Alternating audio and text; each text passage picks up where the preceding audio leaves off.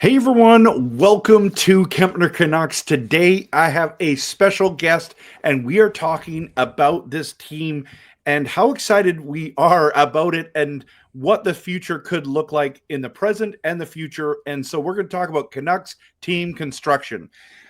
Jacob, thank you for joining me. How are you doing today? I'm doing fantastic, and I'm really excited to talk some hockey here with RevTrev, the man himself, man. It's going to be awesome.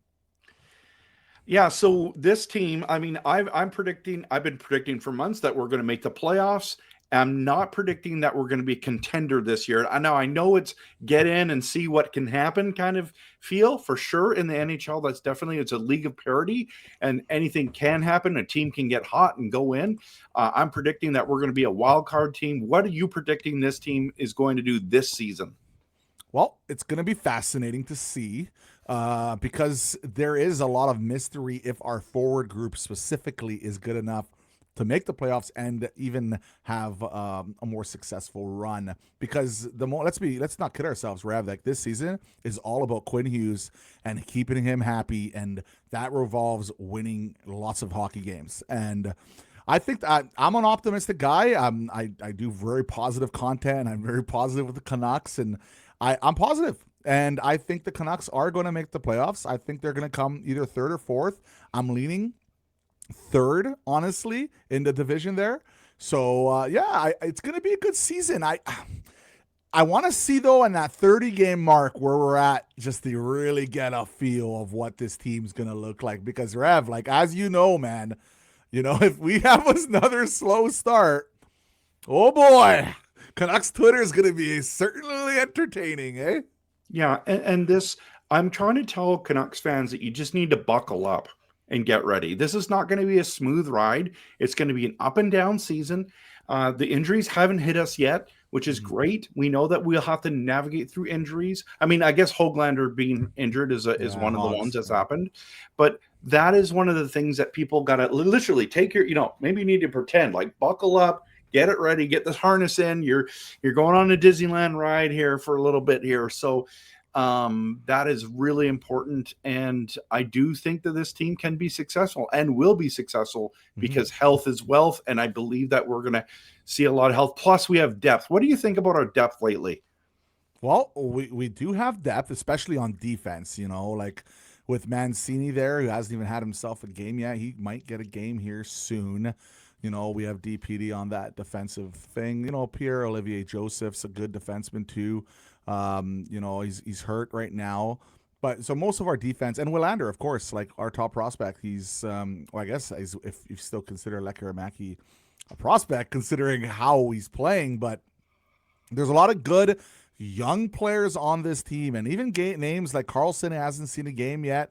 He's, I guess, not crazy young, but he's a good young player. Baines has had a good penalty killing recently, and there's so many guys. Like Kudryavtsev is unbelievable in Abbotsford. Like this guy's gonna make the NHL. We are gonna make a trade here eventually, Rev. It's gonna happen. One of those defensemen are gonna get moved. It's just our depth looks good. And for forwards, not as depth, especially within our center position. Let's be honest. Like, we need another center. We've talked about it. You've talked about it for sure. But, I don't know. Like, Rev, like, how, like, we lost Hog, and you can already see there's a hole, right? I don't know, man. Our forwards need work. Let's be honest. You know? Absolutely.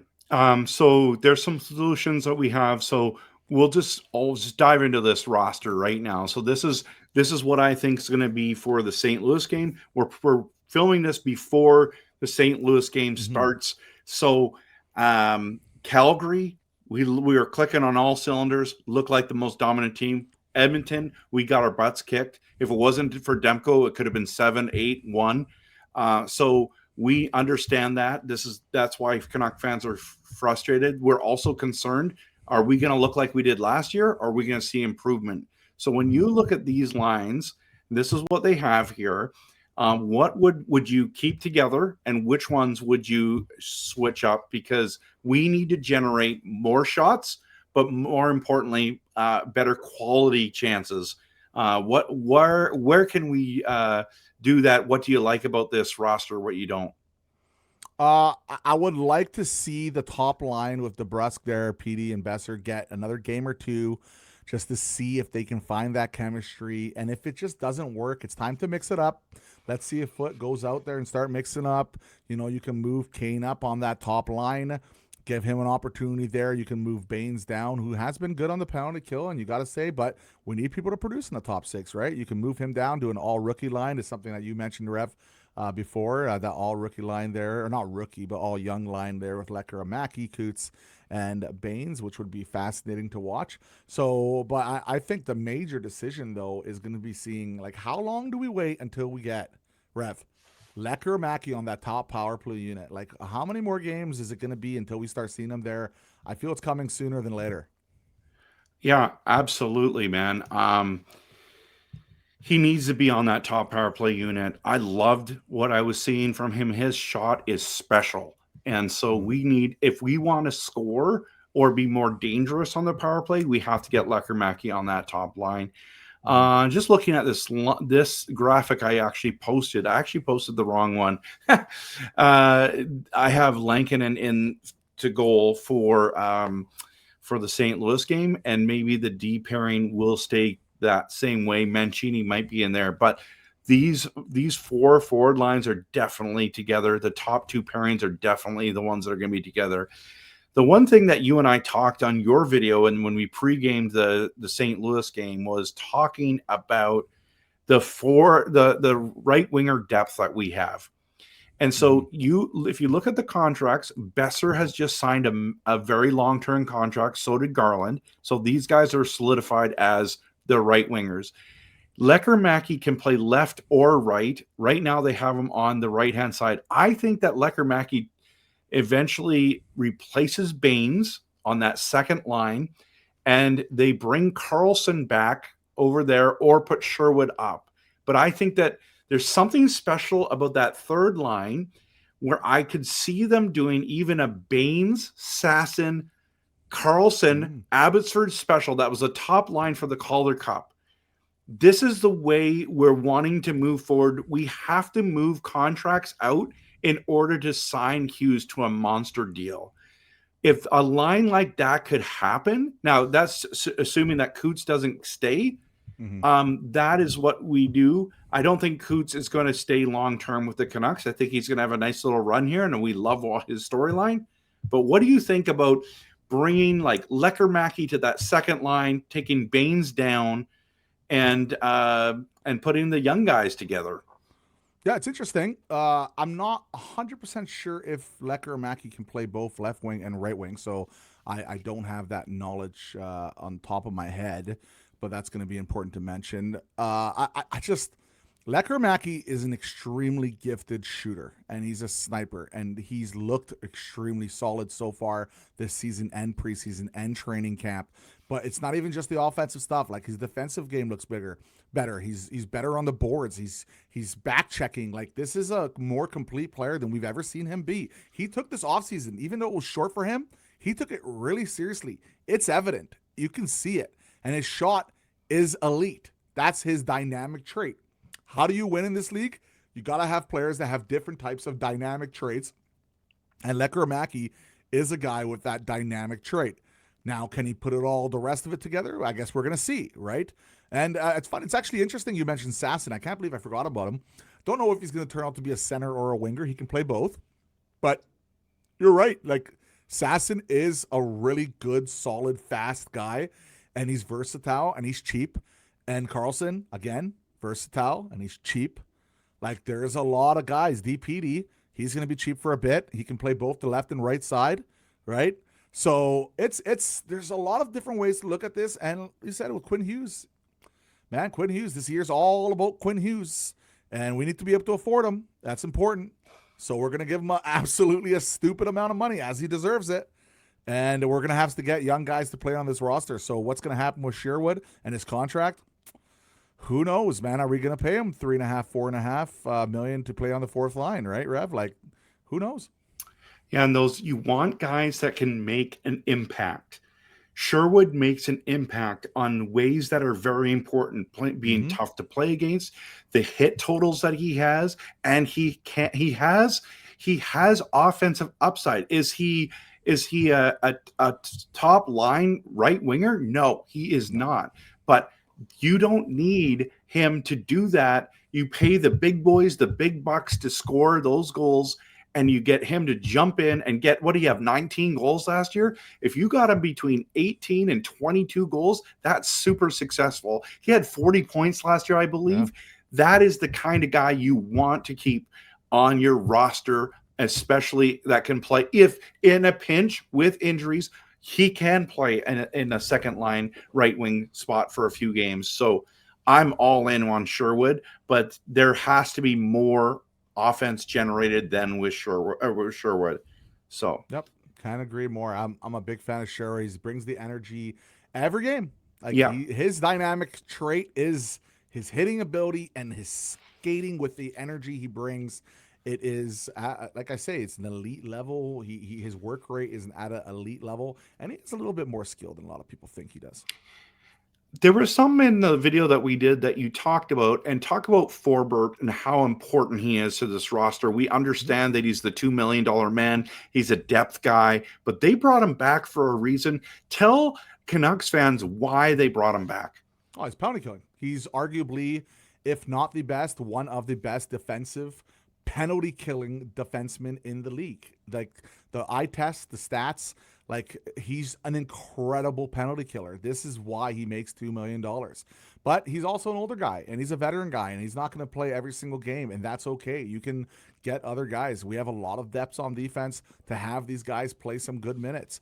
But it's hard to take him out when his penalty killing is so elite, especially with Bluger being out right now, right? I know he's a forward, and Forbert's a defenseman, but still, we need elite penalty killers, and that's why you see him. Look at Edmonton. Edmonton not killed us. They should have killed us, but Demko was insane. But our penalty kill again. I don't think the Oilers scored a power play goal last night. Nope. So it's penalty killing for him. So I think that's something that we need to just quickly chat about, because I think that's important. We don't understand how important that special team is, guys. The Oilers, the key to beating the Oilers is don't let them have power plays. and make sure they start Stuart Skinner in net. Okay. Yep. That's the only way you can beat the Edmonton Oilers. But when you're talking 5 power plays and they did not score one time and we didn't have Bluger, that is insane. So in my books, Forbert so far has been elite, and Bluger, in my opinion, is an elite penalty killer. Mm-hmm. When you have both of those guys out, that's awesome. The problem is what do you do with a guy like Mancini, who needs to be on this roster as well, getting reps, getting game activity? There is so much, but there will be injuries. You'll see these guys play, yep. And I'm excited about Mancini. I love DPD. I don't know, maybe that second pairing, like maybe one of those guys gets hurt or something along those lines, and the next thing you know, you guys got guys playing up. So I'm with you, man. Thanks for the Forbert stuff, because that is really important. I think this is the thing where we don't think that he's that valuable, but he really is. And that's why they brought him back. So that's right. I love that take, man. Thanks for sharing that with us. Yeah, my pleasure. Who's the couple guys? I think Sherwood and Forbert are those. Is there anyone else on this roster that you're just like, you know what? We just need to think about this guy a little bit more. He's been overshadowed or undervalued. Which guy is it?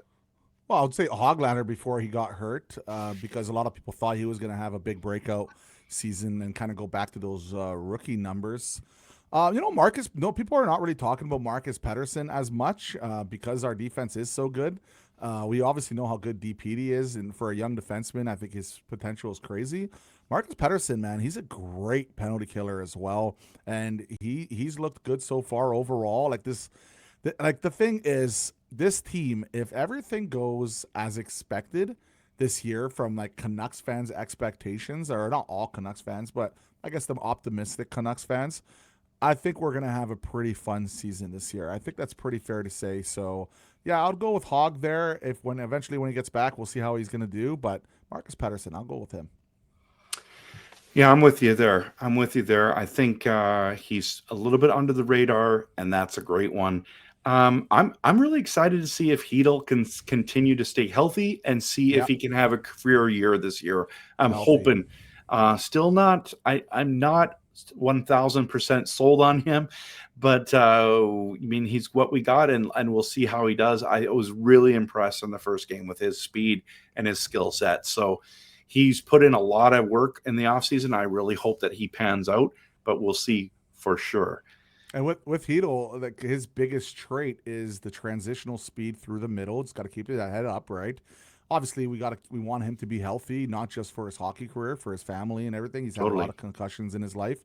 So in the first game, he was really good. In the second game, he was up and down. I would say a lot of turnovers, but this guy has really good ability and he has speed.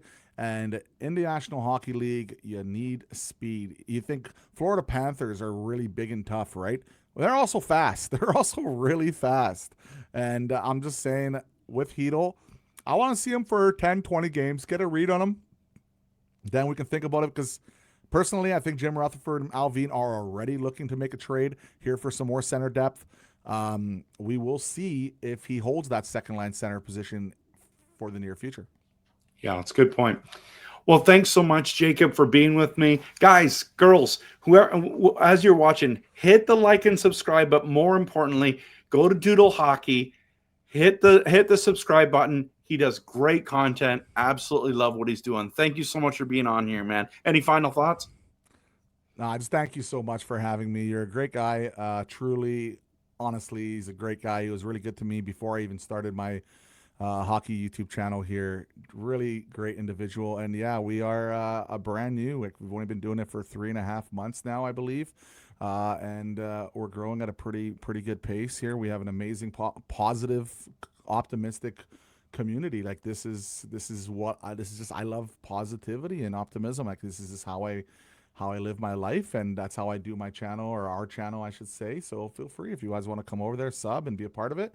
Jump in. I'll definitely hang out here, Rev. You see me from time to time in here as well. So yeah, it's great, man. Thank you once again, Rev.